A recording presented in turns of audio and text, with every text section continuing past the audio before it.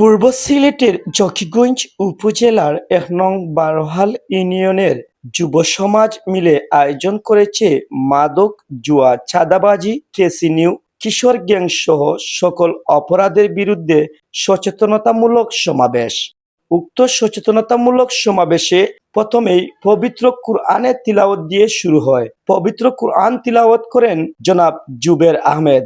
এ সময় শুভেচ্ছা বক্তব্য দেন বারোহাল ছাত্র পরিষদের সাবেক সম্মানিত সাধারণ সম্পাদক তাসকিন আহমেদ চৌধুরী।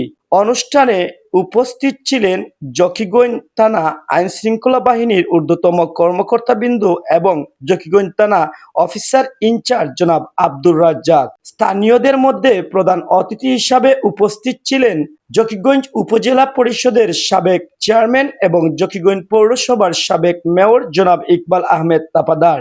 এছাড়াও অনুষ্ঠানে উপস্থিত ছিলেন বারোহাল ইউনিয়ন বিএনপির সম্মানিত সাধারণ সম্পাদক জনাব সালিকুর রহমান মেম্বার। উপস্থিত ছিলেন বারোহাল ইউনিয়ন বিএনপির সাংগঠনিক সম্পাদক জনাব নুরুল হক খান। উপস্থিত ছিলেন সিলেট জেলা যুবদলের যুগ্ম সাধারণ সম্পাদক জনাব অলি চৌধুরী। এছাড়াও হাজী সিদ্দিকুর রহমান শিক্ষা ট্রাস্টের প্রতিষ্ঠাতা চেয়ারম্যান জনাব বুরহান উদ্দিন রনি। উপস্থিত ছিলেন সিলেট জেলা বিএনপির অন্যতম নেতা তাজউদ্দিন তাজিম সহ বারোহাল ইউনিয়নের অনেক গণ্যমান্য ব্যক্তিবর্গ। অনুষ্ঠানটি সঞ্চালনা করেন বারোহাল যুব সমাজ কর্তৃক আয়োজিত এর সম্মানিত মুখপাত্র জনাব মাজেদ আহমেদ চৌধুরী।